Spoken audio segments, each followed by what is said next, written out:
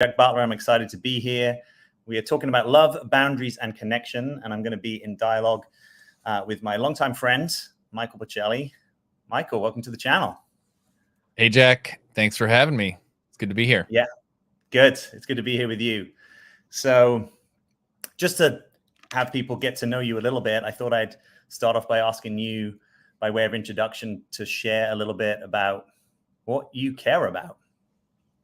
What I care about. What a broad question. I care about a lot of things, but I have dedicated basically my career at this point to education, training, and facilitation in interpersonal relationships and dynamics. I started off, my first career was an engineer, and I just had a lot of personal frustrations with communication, interpersonal dynamics, and I think I was kind of oblivious to the impact I was having on people around me, and then I decided I needed to figure this out. And so through a lot of hard work, I started kind of figuring things out and learned from a lot of really interesting sources, and then sort of took it on as like at first a part-time career.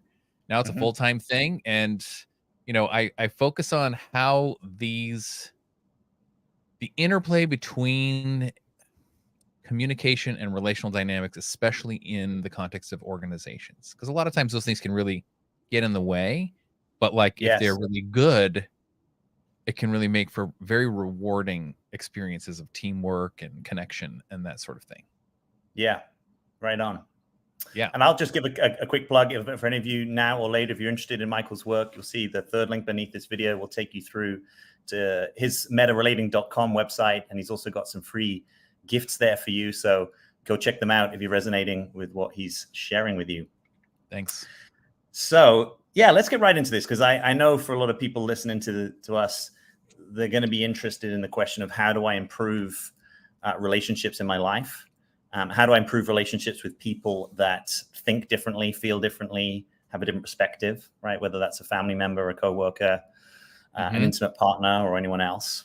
So again, a little broad question. What do you feel are some of the highest leverage tools or ideas that you think can improve relationships and communication between people?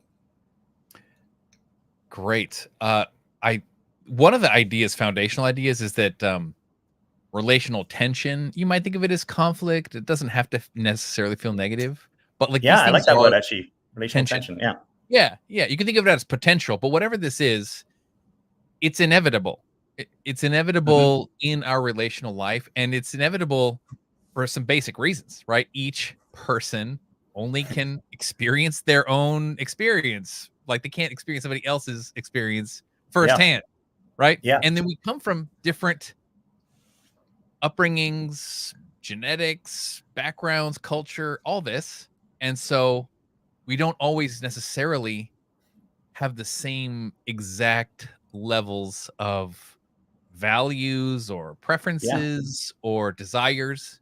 And so, a lot of the time we get along with a lot of people. I would say kind of by default, we sort of make our way through life without a lot of tension and conflict, but it's there and it will come to the surface. And the key practice, I would say, is to know how to address these relational tensions effectively.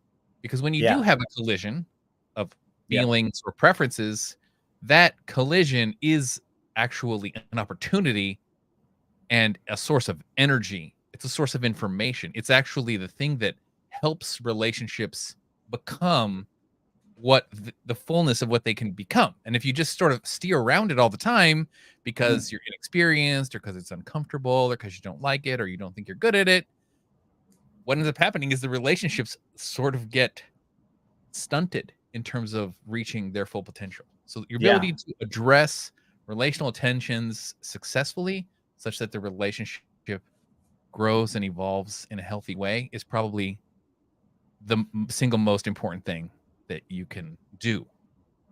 Yeah, I love that frame. I don't think that's the common frame to orient to this, to say these are this is the highest potential of the relationship, in a sense, is to lean into these tensions. There's information, there's energy there. So Welcome, by the way, if you're just joining us. Gina's tuning in here from London. Hey, Gina, how you doing? Thanks for being here. Glad you're feeling spoiled. That's good. So back to this territory. If you're having this experience of, we got some tension, what do you think is the first place that someone can look to lean into that to build connection in spite of or through the tension? Well, I think there's a sort of a pre-step before you decide, even if you want to talk about it, right? Like basically, get a contract in place. It's really kind of an internal process of thinking like, well, do I want to even do something about this, right? And in a way, depending on how broadly or inclusively you define tension, you might say like, well, it's sort of happening all of the time. I could say like, anybody in my life I have multiple tensions with in any given moment, and I don't address all of them all of the time. Otherwise I would just be spending my whole life talking about my relationships instead of like just living in my life. So there's some amount of editorial here that you do, like you don't just talk about it all, but like choosing which one to talk about is really finding that place where you can imagine something good coming out of it for yourself, but not just for yourself, for the other person, and for the ongoing growth and development of your relationship. And if you can shift into that mindset, this is sort of like shifting into the win-win mindset. Yeah, I was going to say, that's how it sounds. Growth mindset. Yeah. Then you have sort of set the stage for, you're in the right mental space and emotional space to be able to decide what you want to say and how you might want to say it. Yeah, that makes sense. Yeah. So one of the things that I sense might make that difficult for people is that they're in some kind of activation, some kind of crunch, some kind of judgment. Yes. And so having that experience and also perceiving the win-win, sometimes is that too much for people? Or is that a difficult step if you're really in contraction? For sure. Right. It really, it sort of depends. I think sometimes people end up kind of, tensions. Okay, if I broadly define it, there's like a bunch of little stuff. It's really not worth. It's really not worth bringing up. So who cares, right? And then there's a bunch of big stuff that's sort of like, it's so charged. I don't think I can really do it successfully, right? And then you can end up in this space where you're sort of like, I'm just going to never address anything right? I mean, there's you can create excuses, right? Like it's either too big or it's too little, right? But like, let's expand the space in the middle, and sometimes that involves, well, I would say over time, once you get practice, you get more confident in your ability to do it. So the charges, even though they might feel big, feel more manageable. But even when they're feeling big at the beginning, it's helpful sometimes to talk it out with a friend, with a coach. Sometimes it's helpful to even try to imagine how you might word or phrase something, right? Like part of it is seeing what role you're playing in the situation. This is another, you might say, key concept, which is anything that's happening in a relationship is being created by the people who are participating in the relationship. It's not like equal responsibility for, or whatever, equivalent. You know what I'm saying? Yes. Like one for one. There's different things people are doing, but those different things, there's some contribution in both columns, you might say. Yes. You're sort of saying like own your contribution. It doesn't have to be 50-50 for you to do that. Exactly. Right. You own your contribution, and then you figure out like, can I word and phrase what I am saying in such a way that like I am communicating to the person that like I am speaking from my own experience. Yes. Rather than making an assertion about their internal state, or even making an assertion about reality in some absolute terms, right? Your feelings are not facts, but they are important, right? And what you think is happening is definitely not with certainty what is happening for the other person. And if in a conflict situation, you risk, if I start sort of telling you your feelings, Jack, you just are dumb, or you don't get it, or like you're just avoiding, right? Like you're not going to be very Yes. receptive Ooh, yes. to my message, right? Yes. Yeah, I love that. So that's, owning your experience or owning your subjective experience, is a way Yes, of saying that. for sure. Just again to say, if you just joined us, welcome. I'm here in conversation with Michael Porcelli of Meta Relating. We are talking about love, boundaries, connection, leaning into conflict, or what Michael's been calling tension. Let us know where you're tuning in from. I know it'll be different parts of the day for some of you. Hopefully, we're coming to the end of the weekend for many of you. And also, let us know if you have a comment, if there's an experience you want to share, and or you have a question. Might be able to persuade Michael to be with some questions later on. So that'll be first come, first serve. So if you have a question, get it in now. We may have a few more people joining us. And thanks for being here, whether you are here live or you are here after the event. So I want to ask a follow-up question to this. So, okay, how do you encourage people to approach a situation where either their senses or their lived experiences that the other person doesn't really want to come to the table and hash it out, right? That there's not necessarily two willing participants to sort of say, okay, yeah, you've got an issue, we've got an issue. We don't necessarily see this the same, but we kind of have a mutual desire to try to work it out or try to get to somewhere better, a sort of a good faith partner. What do you do if you don't think you've got a good faith partner? And how would you know if you did? Oh, these are such good questions. I think largely, well, it's not entirely true, but oftentimes people assume that the person is not interested or that they will not be a good faith partner. Yes. And that interpretation may have some basis in past experiences. So I'm not trying to say like you're definitely wrong all the time, but I think there are ways to invite it to test and see, right? Like I think there's like Yes. small steps you can take incrementally along the way. And certainly it's not a good place to be to try to coerce someone into like having a conversation. You should with want you. to talk about this with me. Yeah. Right. Like, so I guess you can keep making invitations. Yes. And make sure that the other person realizes that's what you're doing. Like, do we have a shared reality that I'm making an invitation to you to see if we can make this better? Yes. Yeah. And, you'll adapt it to the person and your shared history with, there's definitely like within any relationship, there's sort of like I don't know, like a little micro culture, like a thing you're accustomed to, like the way you guys chit chat. And you'll probably have a sense of like how you can invite somebody into a thing. Like, I mean, sometimes it could sound kind of like doom, like, oh, we've got to talk, right? Like, Jack, we've got to talk. And you're like, oh, what is this, right?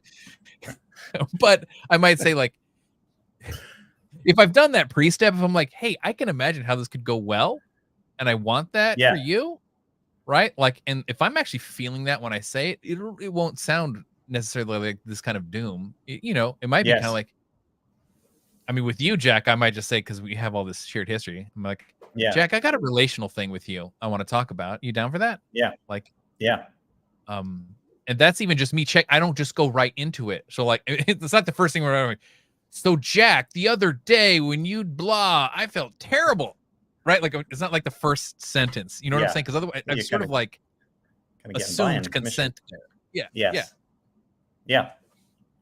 I like that. That makes sense to me. So just to put this into a slightly different context for the moment, right? Some of the people who are tuning in may be interested.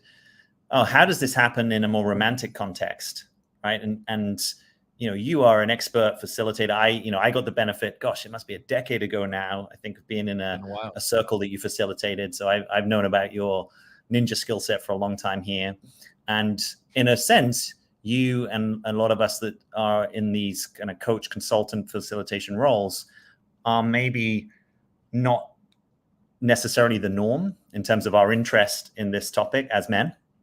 Obviously, there are plenty of men who are interested. So I'm curious if for a moment we just have the frame of the predominantly female audience on this channel being interested. Okay, so I've got a thing with a guy, maybe a guy I'm dating, maybe a guy I don't know where I stand with, maybe a guy I'm in relationship with. And I kind of don't really know how to bring this to him. And maybe where I feel like I've made those overtures, he's kind of shut it down. I've suggested therapy. He's shut it down. He's not interested. Any ideas how to approach that kind of guy to maybe get somewhere better? Oh wow, You're laughing. Sorry. These are great questions. I mean, gotta give us hope here, Mike. Come on. Give us some hope. Yes. Well, I mean, in addition to that, like tuning into the mutual beneficial, the win-win thing, right? Yes, I love that. Yeah. And this kind of like incremental thing.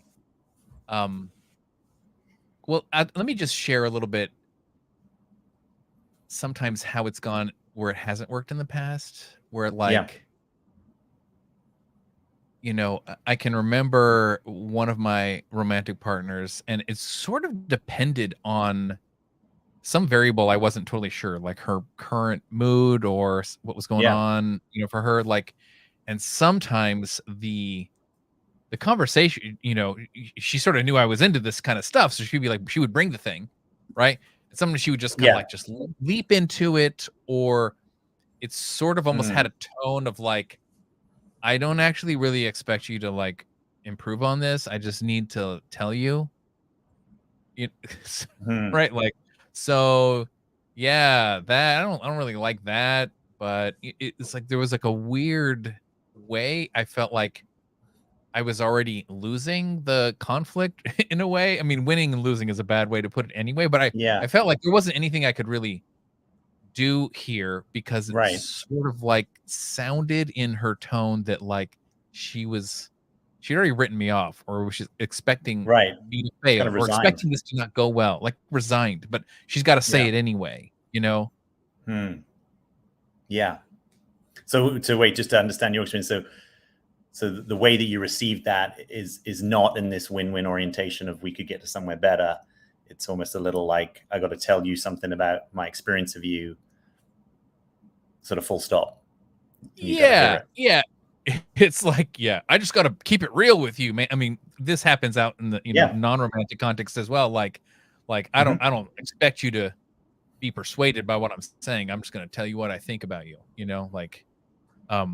and in those situations, sometimes it was really hard for me to rise to the challenge. In other times, I could really kind of put the effort into like receiving what she was saying, even when it was kind of delivered in this particular energy. And that was hard work, but like that took some, I had a lot of skill and background to be able to do that. And if we're talking about an inexperienced dude, or a guy who's not really, spent much time refining his ability to communicate about his feelings, or conversations like this always feel burdensome to him.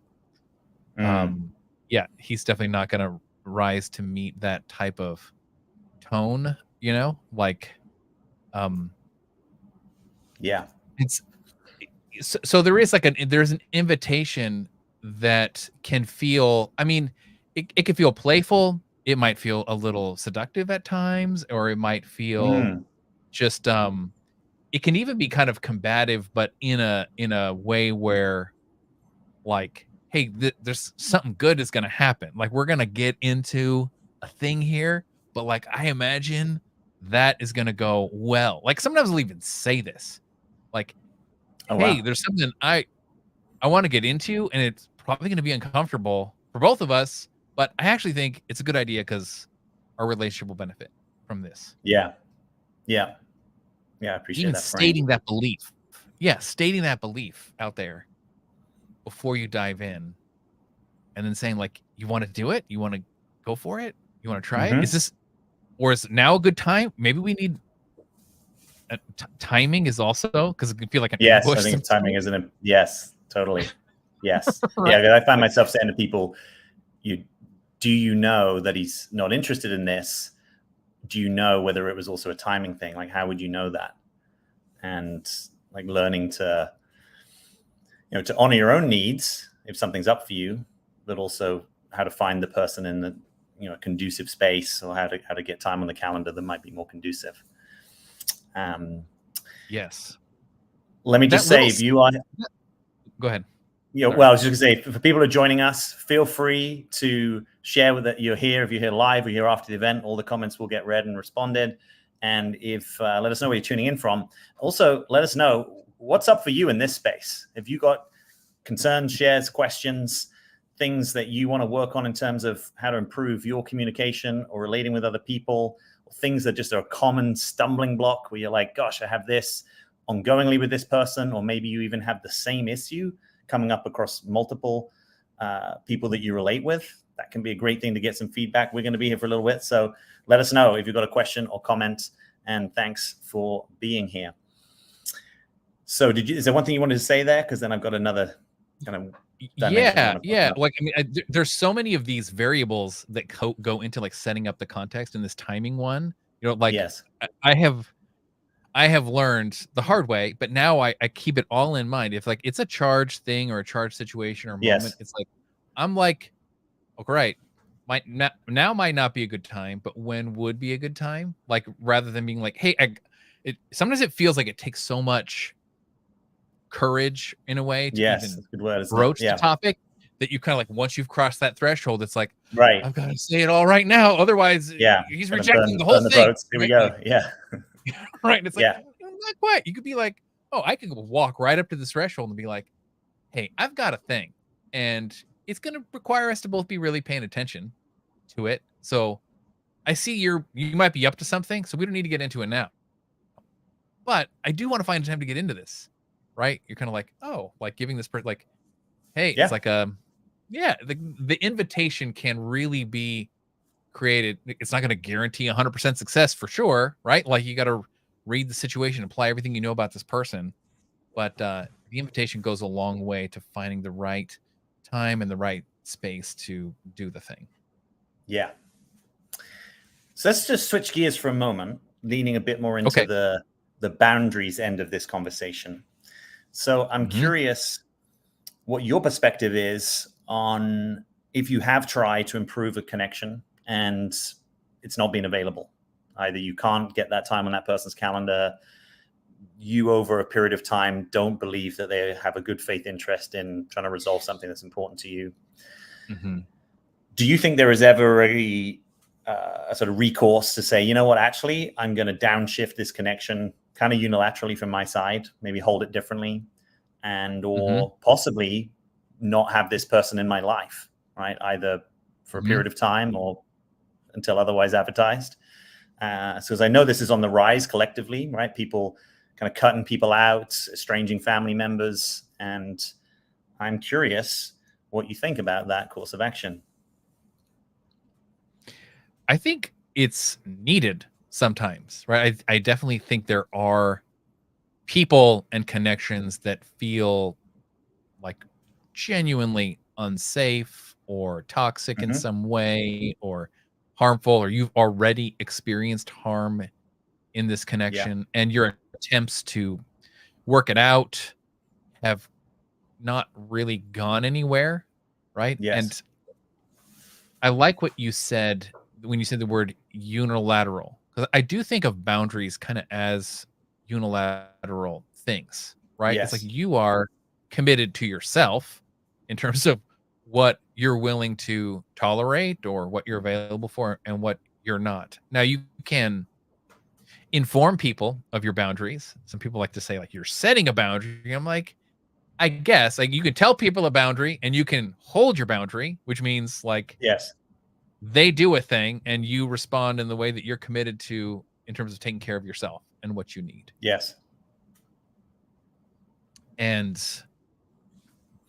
you know, sometimes these boundaries can be like a total, right? Cut the person entirely out of your life, or it can simply be like, right, I'm not going to get involved financially with this person again, or I might not want to be in the same workplace as this person again, or I definitely we were friends before we were romantic together, and I don't want to be romantic now anymore, but I could be open to a friendship in the future. So sometimes it's just a shift in like something like the distance or the form that the relationship takes. The roles. And so those are boundaries in a way if you're kind of unilaterally acting in your attempts to make some kind of mutually agreed to thing haven't Yes. worked. Yes. Yeah. Um, So let me throw a kind of a scenario yeah. out of you. This the extension that I see of this often is there might be one person who maybe could be hanging in this conversation with us somewhat comfortably, or at least with interest. And maybe they're relating with someone who, at least in their perception, wouldn't really be in this conversation or wouldn't be that drawn to it. And so, maybe they're the person who, one person's doing the inner work, maybe they're kind of open to, coaching and therapy and kind of modalities that can, improve awareness. And they're sort of dealing with someone who's not really on a growth path, but maybe has been in their life for a while. Maybe it's a family member or it's a longtime colleague. And in a sense, it seems to me this is like a microcosm of the culture wars, possibly, right? It's sort of someone that maybe has a little bit more of like a postmodern sensibility and therapeutic and inner sensitivity and curious about their interiority.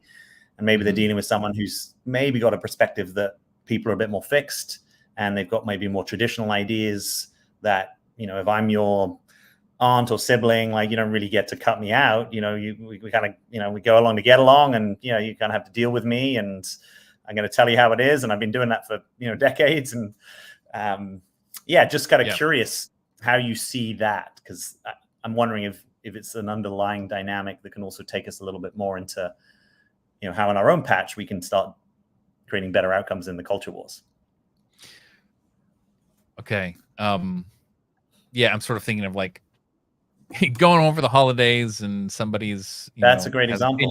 Really different than yours. It's going to be coming up here, right? Next week, we have a big holiday here. So yeah. Well, I can, if I think about like my parents, I think there was ways that I was raised, which I outgrew or just left from, like a very sort of strict religious background. And so that place of connection sort of went away. But then I kind of wanted another kind of connection, like, hey, can we talk about our feelings? Can we talk about our values? And like, there wasn't really that much availability for that kind of conversation. Right. Now, I think I went through a phase when I was much younger where I was like, okay, in order for me to figure myself out and what I want out of life, I need some distance. Yes. And, otherwise I'll just get sort of like almost like sucked back into a old way or an old pattern. Yeah, 100%. So, but that distance wasn't like an absolute, like, out of my life forever thing. No. But part of what helped me kind of get back into a relationship that was workable was me realizing, like, well, I don't want to be in a relationship where I'm like demanding that they be like the way I need them to be in order for me to be okay. Because it really, in a way, would have been like the exact same thing that I was trying to get away from, or thought I was trying to get away from. Yeah. Right. They need me to be a certain way. Yeah. So I'm like, okay. So if this is, so there's a difference between like, hey, like the most beautiful, wonderful, deep connection I can imagine maybe is not really in the cards for this relationship. And that's okay. So then, well, what is, right? And sometimes you got to sort of test what's there, and you might be surprised. You might be like, can we get real about a thing? Maybe you never said that before with this person. And they're like, cool. Yeah. Well, no one's ever, you've never really brought this up. You might be surprised how well it goes, or it might go just as badly as you're imagining that it might go. And so you might create in your mind sort of like, okay, hot topic X, Y, and Z. We just sort of like steer clear from that one. And we talk about, I don't know, the sports game or the weather. There's like an available menu of, sort of safe, mutually invested options. Yeah.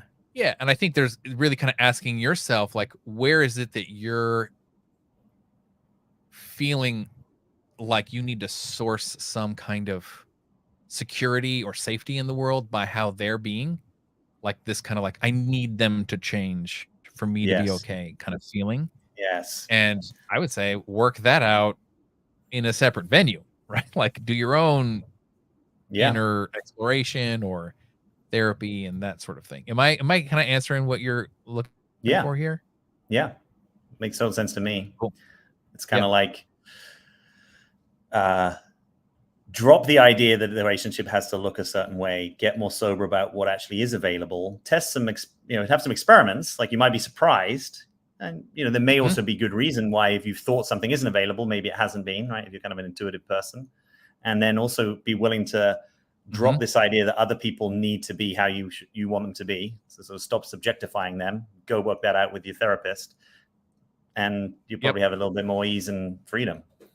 And you may have some grief in there, right? Yes. I think letting go of wanting to be close, particularly to people who are in a unique category, like a parent, right? It's not like you can just go out in the marketplace and be like, oh, get a different parent, right? That's kind of like a unique relationship. Yeah, there might be difficult feelings that come up about that. And yes, for sure. Just kind of mourning that and letting that go. Just to say, if you are here with us live, or if you're joining us after the event, I'm Jack Butler. I'm here with Michael Bocelli from Meta Relating. We're talking about love, boundaries, and connection, ways of improving relating with people. Please leave us a comment. Please subscribe to the channel if you're not yet subscribed, or you are new here. Also, if you look beneath the video, the first link there is to my free guide called the Real Freedom Guide. You might want to check that out. It's a way of learning how to be more true to yourself and some of the blocks on that path. And the third link beneath the video is also a free gift, or more than one gift, actually, I think, that Michael is offering you. Check that out. It'll take you over to his metarelating.com website. Right on. All right. Yeah. How are you doing? Is there anywhere that you want to take this conversation, just to check in with you? Well, I kind of want to add to this another flavor of the situation I think we were touching on just before, which is like the difference that might feel like a big deal, with somebody who you're close to or connected with, like a family member, a relative, this kind of a thing, or even like a friend who maybe you felt more in alignment with, and now you're kind of surprised. You're like, wait a minute, they've gone in a direction I did not expect them to go, right? Like, do you really need to cut them out of your life? Yeah. Totally. Like, COVID, and right. Beyond the kind of like, whatever, like less being maybe more of what the relationship is meant to be, like, or like certain, less hot topics are sort of like the limits of your connection. You can sometimes find somebody who's willing to kind of go there with you to some degree, like, and the relationship be okay. This would be sort of like having a kind of enlivening or generative debate or fight or argument. Like, in a way, you could say, like, part of what makes a relationship strong is your ability to, like, survive, the ability of the relationship to survive conflict basically intact. And I mean, I have my cousin lives on the East Coast, and he's a kind of one of these like North New Jersey Italians, kind of very sort of in that Sopranos territory. And we don't see eye to eye on everything, but we have a very long, established relationship for many years. And I'd say a lot of the time we sort of steer around hot button topics, but it's not like we avoid them altogether. And when we do get into them, right, we are like, I almost have like a New Jersey Italian mode I can kind of go into a little bit. I'm from Southern California, so it's a little different than the way, this chill way that Californians talk. But I can get into it with him, and it can be kind of fun, and I could be like, I really disagree with that. Oh yeah, like, let me tell you why, right? And the way of like having those go well is partly the strength that's already in the relationship, but then also the strength that comes out of the fight or the debate going well comes from like just not making it personal, which is hard to do under some conditions. But like, it's like, can I express strong feelings, and can I express really clear opinions or ideas that are different without me resorting to personal insults or hostility or making it about them, like a personal attack, right? Or just, not listening to what they're actually saying and it's just misrepresenting them because it's easy to shoot down like a straw man kind of argument, Yes. right? Like, okay, we can let it get heated. And if we sort of stay within these parameters of what I would say is like healthy discourse, like about a topic, these are actually very similar conversational techniques when you're just having a fight about your relationship with somebody as well. Like the relationship can be strengthened through going through that. Yeah. In part because your priorities got to shift slightly towards like mutual understanding as more important than agreement or persuasion or winning. Yeah. Yeah. That's well Right. said. Yeah. And you can sometimes be persuasive, right? But if I'm like, I gotta like, beat this person into submission, with my rhetorical style, Yeah. so I can like win this argument, that's different than like, no, I really want to know what you actually think, and I want you to really know what I really think. And that might be finding places where we really think similarly, but places where we really think like that. Dude, no way. I don't buy that at all. Like, I think this. Like, oh, really? Like, why do you think that? Oh, because of this and that. And then vice versa. And then you're kind of like, oh, Yeah. there's actually an expanding sense of like the details of your agreement and disagreement, right? Yeah. This kind of shared understanding includes both things. Yeah.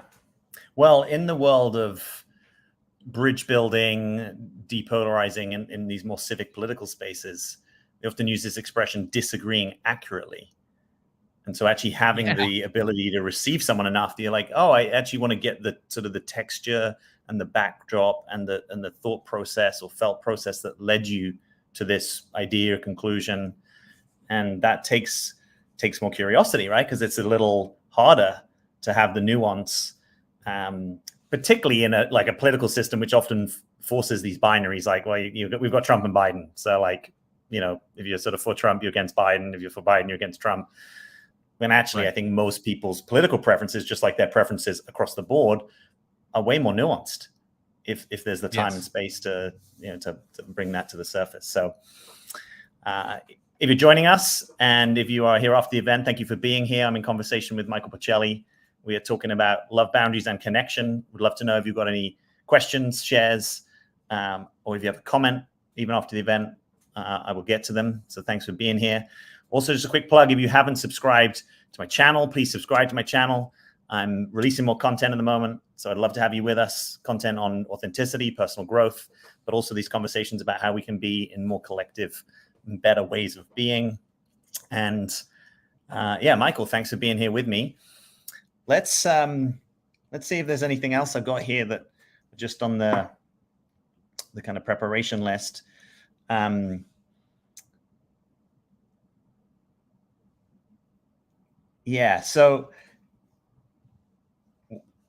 what do you see as the kind of the sort of the future of where we're going with relating? Because I think it might be changing. I'm noticing the dating landscape is changing. It seems like there's some broad cultural trends. There are fewer relationships, people having fewer children, people probably through their adult life are having more and varied relationships. There's different types of relationships. Be it sort of postmodernism is giving more options on the menu, sort of versus maybe the traditional value of monogamy. I'm curious just how you sort of see or feel about that. Is this a good thing? Are we sort of in test mode and we're kind of trying a whole load of things and maybe some stuff will stick and some stuff won't work? Particularly if anyone's here kind of thinking, oh gosh, I know this is a proportion of people who watch the content here, like maybe they've been in a long-term relationship and then they've gotten out and like the world has changed and it's all like dating apps and this is kind of the new frontier and it's the Wild West. And I think a lot of people are having a hard time, whilst also culturally we're seeing, diseases of despair, loneliness, I think particularly for men who maybe aren't in a more sort of partnered or family context, loneliness is a thing. Should we be despairing? Is there hope? Kind of curious how that's, I know that's a broad topic, but sort of curious kind of how that's sitting with you. Yeah. I feel the places, well, I'm no dating expert, so I just want to kind of get that out of the way at the beginning. And I do feel my own moments sometimes of feeling lost or confused. Like there's me too. Just so many different sets of norms and little communities that have very different norms. And some of the communities you and I have been in have been this interesting blend of like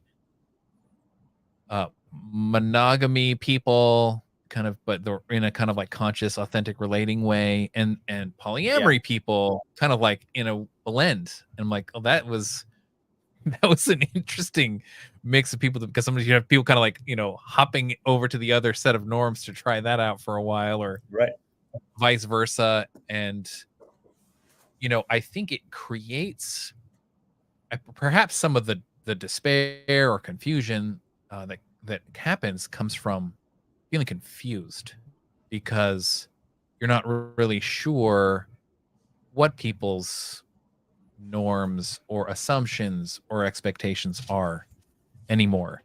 And I guess there's ways you could sort of like say some of what you're all about in your dating profiles or whatever, so you're attracting the right people or not the people you don't want. But see some dating profile writing expert for more information on that, because that's not me. But I do think that there's a parallel here with this, I guess, era of the internet, like this global culture that we're in. Yeah, like it's strange, because I think like this strong sense of a monoculture. I mean, I guess early you could say this concept of the liberal pluralistic democracy that the United States was kind of built on this idea or this ideal, even though we haven't really lived up to it in quite significant ways in moments. It's still part of that background. But and then the internet comes out of the United States, and now it's like extreme for everybody. Like you can find affinity groups much more easily online, and they cluster together. And then there's lots of like, sometimes there's like a little splintering and little factions kind of go off, based on whatever, and sometimes you have people kind of like resurrecting olds, like the trad couple or the trad wives, or these kind of interesting funny little dating subculture where people like, no, I want to go back to that like traditional way. And I guess I don't think it's like we're going to one particular place, but to be adaptive in this environment where there's a lot of different places you could go. Well, you got to know yourself first of all. Like, what do you want, or what do you at least want to try? And then you got to have, I think, a certain level of, because sometimes I think of these relational communication skills as a kind of interpersonal diplomacy. Like when there is really actually an unknown amount of shared context, background, values, like how do you step into that? And I think professional negotiators and diplomats and conflict mediators are very good at this. And you might say like a meta skill for our times is to actually, you got to learn a little bit of this yourself, right? You can't, it's like a little harder. I mean, unless you're just off in a remote village, like in, some Italian countryside or wherever, some little small, where it is very insular and you can make a lot of assumptions about the people that you meet. Yes. Right. Unless you're one of these people, right? Then it's kind of like, well, I guess, I do live in this modern cosmopolitan internet landscape where there is just a lot of uncertainty. So then you got to almost kind of be a part-time diplomat, right? Like, what are you about? Like, what do you? Oh, really? I thought this is what you meant by that. Okay, I have a difference over here. And you got to sort of embrace your ability to kind of like work with the differences in a way that doesn't feel like threatening or where you feel threatened, like maintaining that curiosity, like expanding mutual understanding rather than trying to like win or lose an argument. Like these things all become more important for, I think, finding and succeeding with a partner in a relationship. Is this along the lines of what you're looking for? Well, I mean, I'm curious. It seems to me that many people are meeting without the kind of the shared background, cultural history, sort of institutional support. And there's something exciting about that, because I can see the democratization of it, right? Sort of in a sense, this is the antithesis of, you went to an elite school, so you hang out with elite people. This is sort of, you could kind of go on a dating app and kind of in a moment connect with someone who's got a radically different set of backgrounds. And also you've got the challenge of, sometimes I think it's harder for people, whether it's going to be a romantic thing or just a friendship, to kind of sustain those things, because there's not so much kind of holding it. It's not sort of like, oh yeah, I've seen you at church for several weeks and now I'm saying hello. And I kind of have this sense that I'll probably see you next time because you've kind of been coming and I've kind of been coming. This is sort of like, how do we actually, how do we create meaningful connections of all sorts in a sort of fast food, snackable internet culture that's impulsive and right here, right now, and in postmodernism that's kind of breaking down everything with these experiments, and is sometimes taking traditional culture to task, and then traditional cultures are kind of pushing back and kind of duking it out a bit with, between traditional values and postmodern values in the culture wars. So, all of that, I think the net impact that I'm seeing is that it's destabilizing for people. It's it is inclusive, and we are getting more accepting of a kind of sort of diversity of ways of living, and also a diversity of different lived experiences, and getting more curious about that, and maybe realizing some of our implicit biases around majority culture or kind of majority or male oriented ways of seeing things. So I think there's lots of goodness, and there's also just lots of breakdown, which is hard for people. And I think people are feeling that in their, and maybe I even am personally, just in their level of kind of connection and purpose, and kind of where is this going? So, we're probably going to be, starting to come to kind of a wrap up here. So I'm kind of curious if there's anything that's, top of mind, top of heart for you that you haven't been able to put into the space. Well, it's where my mind was kind of going next, based on this last section of like you sort of said fast food, or I don't know if you said that word, but like there is this. I think somebody wrote this book called The Paradox of Choice. Like in a way, like having almost too much variety can create an anxiety of its own, right? Or you can start asking weird questions like, what kind of toothbrush defines me as a person? It's like you go to the store and there's like 3 dozen kinds of toothbrushes, and you're like, why are there so many toothbrushes? It's a weird sort of thing, right? And if you kind of port that into the relational world, right, you can go for that. You could sort of take that like variety is the spice of life dial, and just dial it way up, and just go like, cool, I'm gonna travel the world, or I'm gonna have like a sort of a really kinky relationship, or like some other kind of thing, and just you could sample. And because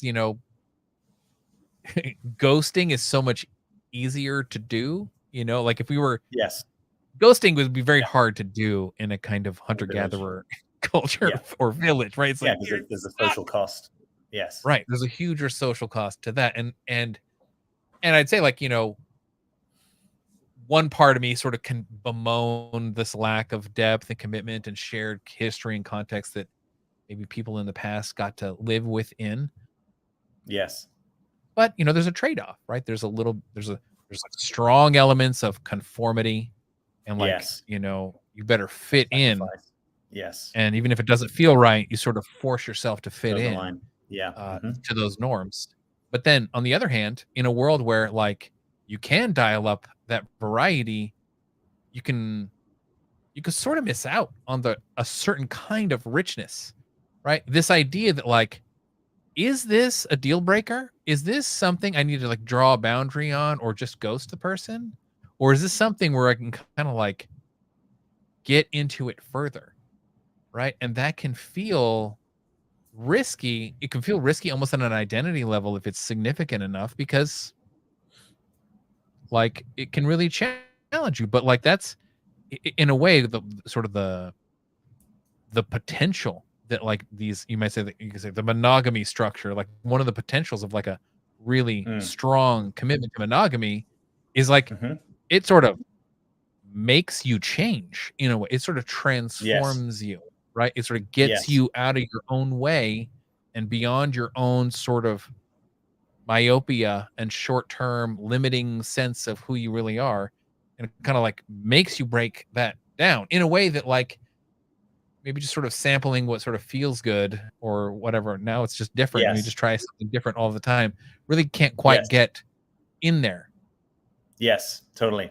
I sometimes compare this to if you will have had these experiences because you've run a lot of workshops. You know, you can create these spaces in workshops and trainings that are deep and meaningful, and people can connect quick and fast and deep, and have sometimes amazing experiences, sometimes challenging experiences, but experiences that are pretty hard often to recreate in the same way outside of the training room.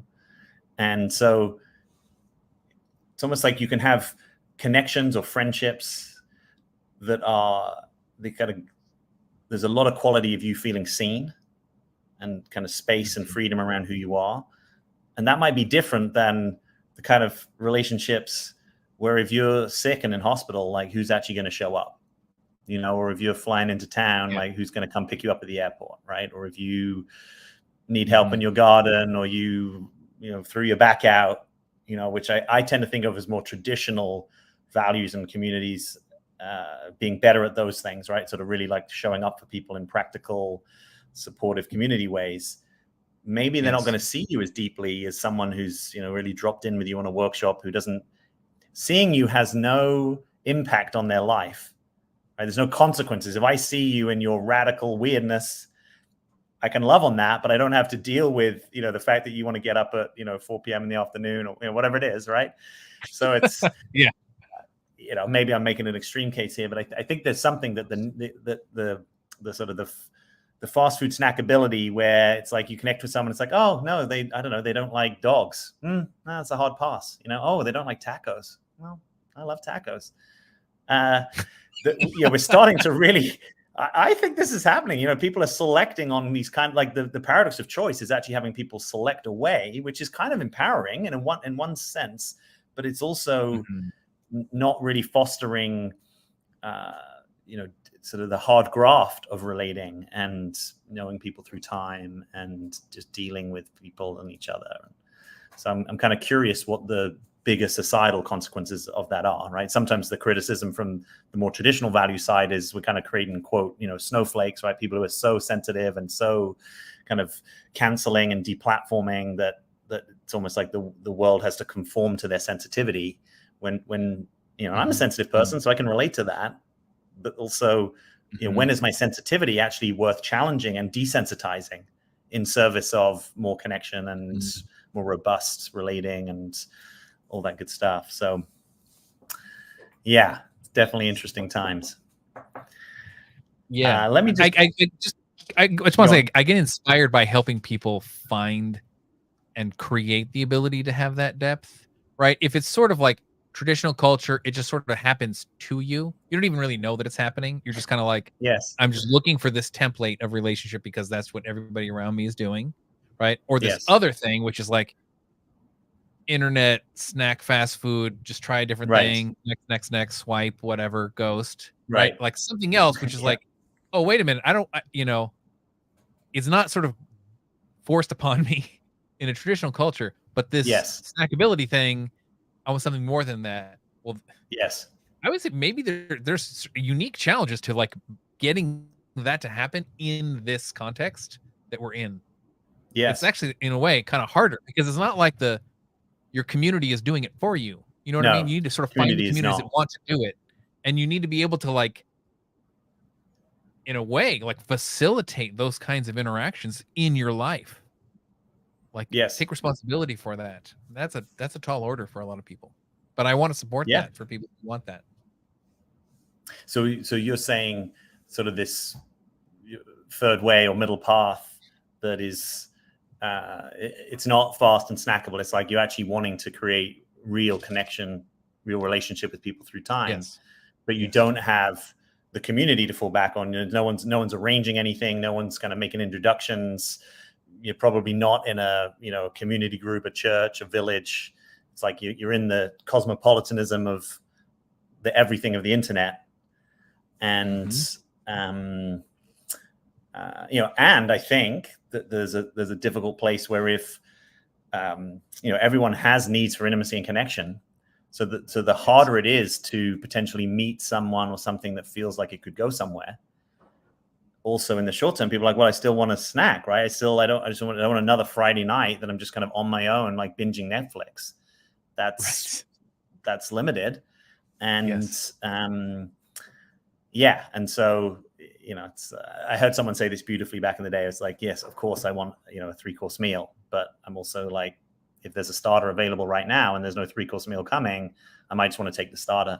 But then it kind of puts you into that snackable world. So. I sort of remember reading Mary Wollstonecraft, right, one of the original feminists at university, or trying to, and her talking about the consciousness that exists between men and women, and maybe if we're saying it today, we would just say between whoever's relating with whomever, that it kind of matters and it creates real impact in society. And I think there are impacts from this. Sort of swipe culture and other forms of internet culture, cam culture, that are having real impacts, but we haven't really got a handle on it as a society as to how to make that better, how to honor the sort of the freedom, but maybe also with, is this healthy for people, or is it actually stopping them forming relationships that would be supportive to them and their community? Who is the community now? Who is the demos now? A lot of these things aren't as clear as they were at one point. So maybe I just want to say I have heart for myself and everyone who's in that situation, and kind of sort of groping forward without that much cultural guidance, right? It's like we've really, this sort of self-authoring thing is really, everyone's kind of on their path now, figuring a lot of stuff out, whilst the rate of change of kind of cultural production and technological production is just continuing on whatever, you'd probably know better than me what the actual graph of that is, but exponentially. And so, that's a potent and difficult combination, I think. Yeah. My hope is that we get more spaces like this in the future, right? Like, I don't exactly know how they'll be, but how do we take this way that we're all very, very connected virtually, but then create in person? Like, there's so much that is embodied in these kinds of connections, right? These like subtle nonverbal signals, and it's kind of like being in a 3-dimensional space with other people in their bodies can, like, a lot of this deepening type of thing can happen more naturally. It's just those spaces have sort of evaporated. I mean, it's not like they're not there. It's just like a lot of people are just doing it a lot less than perhaps in times past. Hopefully we'll get more of that in some form or another in the future, like facilitated or otherwise. Well, I'm curious, like Meta and these people who are really pushing into trying to create the best sort of virtual reality correlates to an in-person experience, where it's fully haptic and you can kind of almost smell or sense the person next to you, or I think that's coming. I'm not well versed in that. I was just going to go and check. Welcome, by the way, if you just joined us. I'm here in conversation with Michael Bocelli. We are down the rabbit hole of love, boundaries, and connection. We're talking a little bit in this last segment. We've been talking about kind of dating culture, loneliness, how to find and sort of make sense of where we are in our cultural evolution. Anna says, if a man is not great at communicating when we are away, rarely texting, I keep asking for calls, so we do talk. If I leave him, he won't talk. When we spend weekends together, he's great at talking. How can I dropped initiating contact. Now it's been a week. He would not reach out to me. We've been dating for 6 months and agreed that we're in a committed relationship, which I don't feel like it is. Got it. Okay. So you're basically saying you're not receiving the level of communication and contact initiation that you want. And it sounds like you're asking for it, like you've asked for calls. But basically he's always responding to you. But if you leave him to his own devices, he's not really going to reach out to you. I think if I'm getting that right. Is there anything that comes up for you, Mike, as we kind of share that experience? What it sounds like is, it sounds disappointing, and like there's an unmet expectation there, or an unmet desire, perhaps. It's not fully an expectation. And I sort of wonder if there's an opportunity for a more explicit negotiation of an agreement for him to just initiate contact more often. I get that maybe you're expressing it as a desire or a want, but like it's hard to exactly know how far into that conversation things have gone. Like, is this something you've really explicitly requested? Like, and how often would be often enough for him to take initiative? Like, these are questions that come to mind. Get clear about. How about you? I like that. Well, I agree with everything you're saying. And the way this is occurring to me is this is potential deal breaker territory, right? Like there's a level of inbound initiation that I'm sensing that you may, what's a desire, what's a want, what's a need? But it sounds to me like this is important to you. And I like the idea of the explicit negotiation, and that, maybe you're kind of clear that if there's not some change here, that it might be that you're just not really in alignment. Like you might be better off with a higher communication partner, and he might be better off with a lower communication partner. That's possible. So you're kind of fighting for the truth of, what's here between us.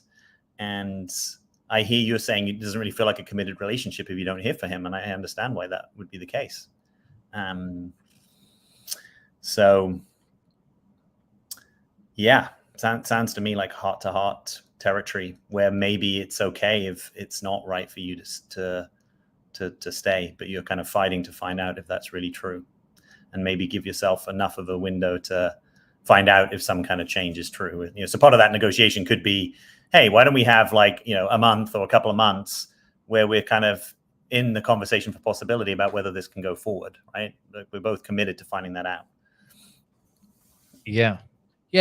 Knowing where your deal breaker actually is, kind of that's a self-knowledge thing. Being able to express it clearly is maybe a step that could be taken here. And then, I also want to say, give the guy a real chance to succeed after having made that request really directly. Like there are times when I feel like I'm on the receiving end of somebody's expressing their feelings or their preferences, and I'm hearing it, but I'm not exactly sure what I can do about it. Or maybe I kind of know what I can do about it, but I'm not aware that maybe it's this significant, like a deal breaker, assuming that it is, right? But then I can hear it differently. It's sort of hang on, time out. I really need this, or this isn't going to work. And if I hear it like that, right? Sort of depending on what the request is and who the person is, it's sort of it confronts me with a choice, really, right? Like a fork in the road or something, right? And it'd be okay, actually, no, this does matter to me. I can do that, even though I might want to argue, no, I am committed, and it's just me being committed doesn't mean I'm gonna initiate as often as you like. But if the person's no, I really want you to just initiate more, I might be okay, so if I really am committed and I do feel committed, then I can adjust my behavior to meet this request. Or I might kind of go, well, me initiating that often is a deal breaker for me. So I'm out of here. Right. Either way. Right. That's also possible, right? That could be true. I Yeah. will know. Right. Yeah. But being given the I like that. chance to make that choice and the opportunity to succeed at meeting a mark, I don't know. I know for me in my relationships with women, I often like having a clear mark to meet and then putting the effort to meet it. It really juices me That works for in you. an intimate relationship. Mhm. Yeah. Yeah. I like the piece you're emphasizing about like maybe having enough time to be able to make an authentic adjustment, in the sense, if you're asking for something which up until now the data suggests this is not easy for this guy, right? For whatever reason, either he's a kind of a low touch communicator, he's not someone that likes to check in a lot, or he's doesn't have that desire, right? Or it's possible he's not into it enough. That's possible, and this is a sort of symptom of that.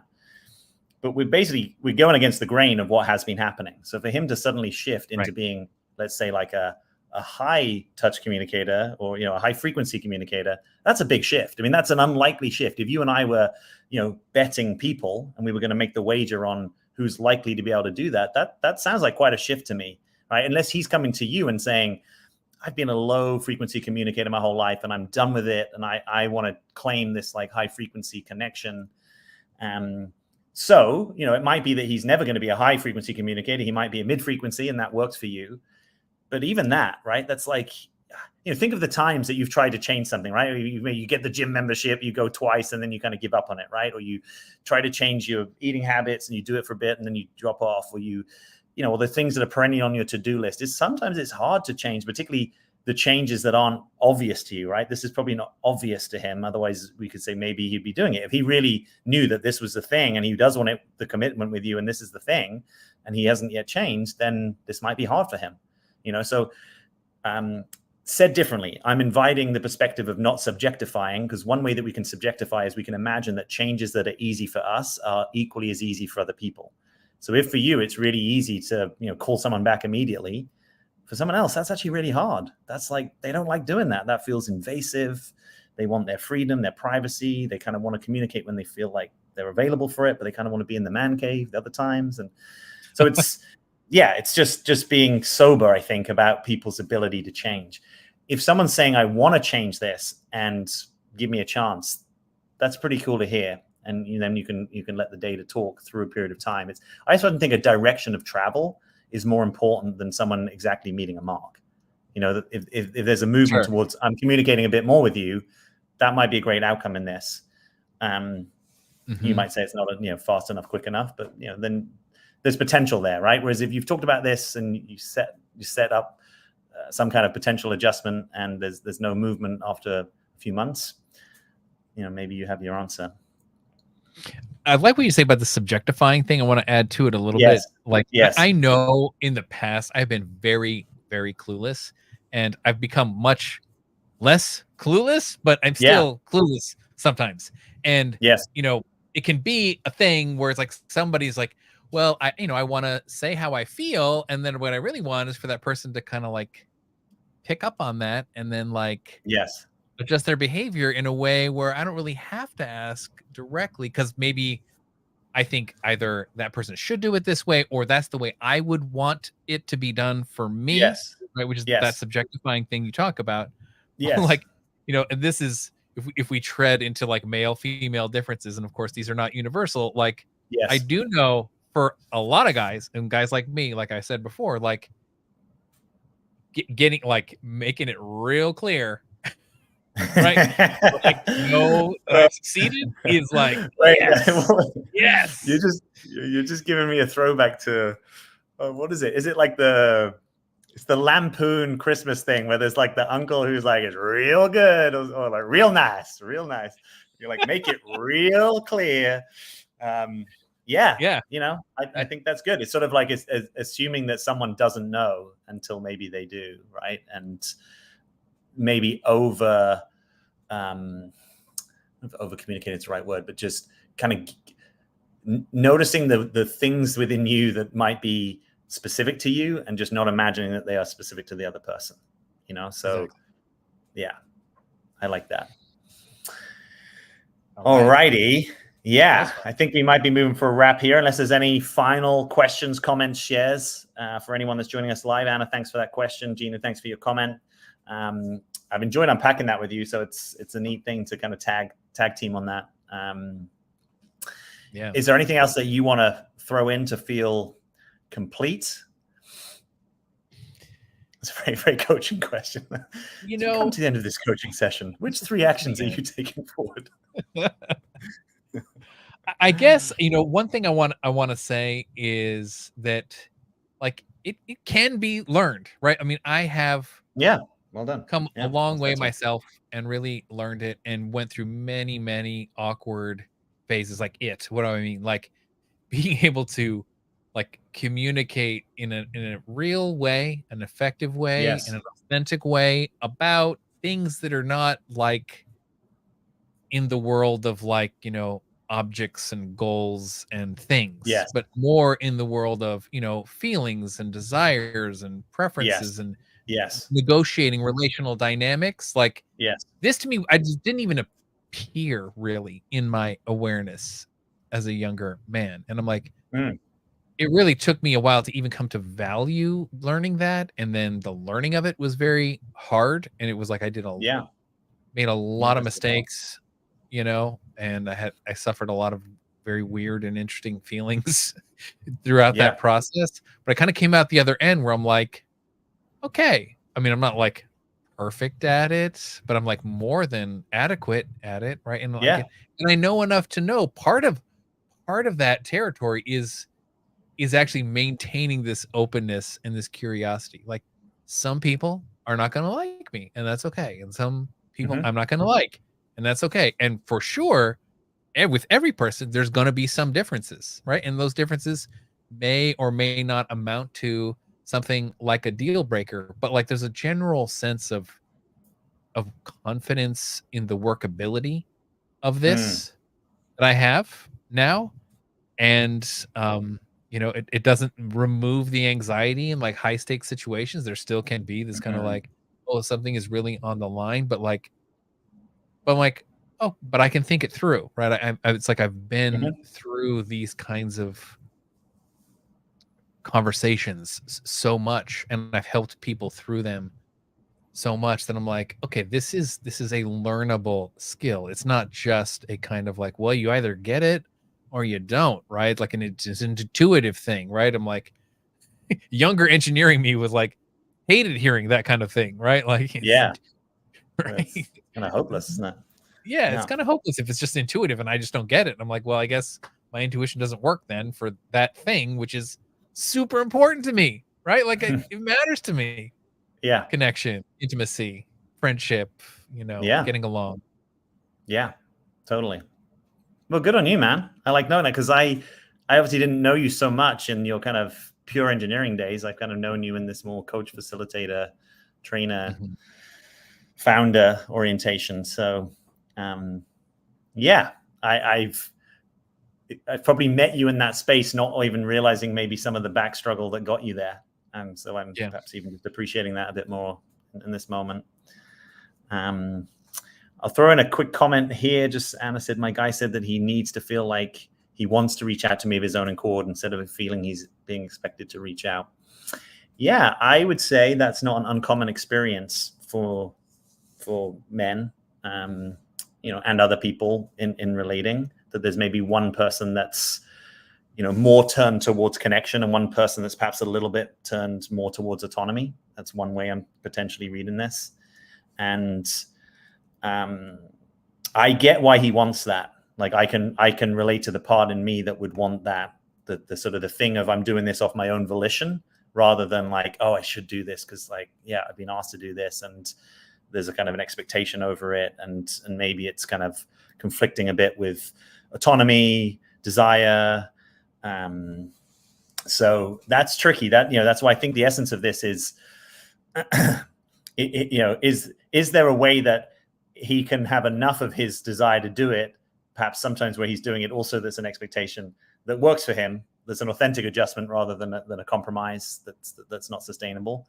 And is there maybe a way for you that you can relax on that need to hear, that you can maybe be open to other ways that he might invest in the relationship, and also get some of those needs maybe met in other places. That helps kind of soothe that need and desire for contact.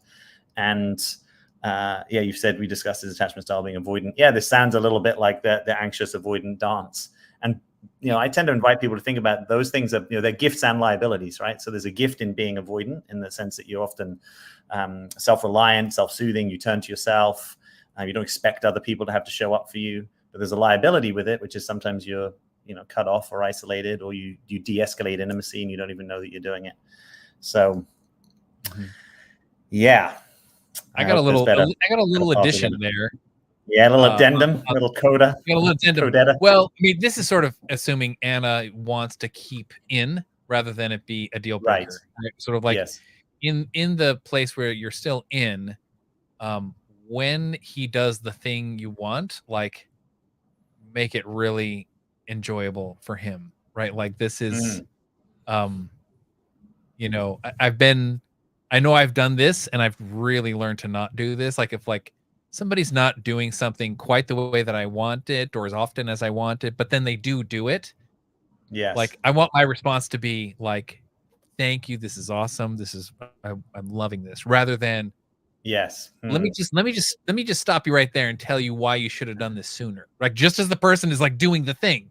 You see what I'm saying? Like, just as they are reaching out, then you're kind of like, I really wish you would have reached out sooner. Yesterday. Yeah. Then it's sort of like, I get sort of like punished for doing the thing that you actually want me to do, which makes me even less likely to do the thing. So assuming you're still in, like notice just as soon as the behavior is the behavior you want, and like reinforce the heck out of it, I was going to say, it sounds like a heavy positive reinforcement strategy. Yeah. So yeah, she's saying, I've always been very supportive, and I would always say, this is so nice to hear from you. Okay, right, great. Yeah, awesome. I love it. All right, everyone. Thank you for being here, whether you've been with us live or you've joined us after the event. Please leave us a comment if you haven't. Again, just to say, if you're interested in Michael and his work, you can click the third link beneath this video. It takes you through to free gifts that he's offering. And if you want to download my free guide, that's the first link beneath this video. And Michael, fun being here with you, man. Thanks for chewing the cards. It's a great, there's like a depth and a breadth to relating and talking to you about stuff. So I appreciate that, and getting to share it with my audience here. Yeah, anytime, man. I loved it. It was fun. Enjoyed it. Yeah. Awesome. Amen to that. All right, everybody. Happy Friday, bon weekend, and look forward to being with you soon. Thanks so much. Take care, y'all.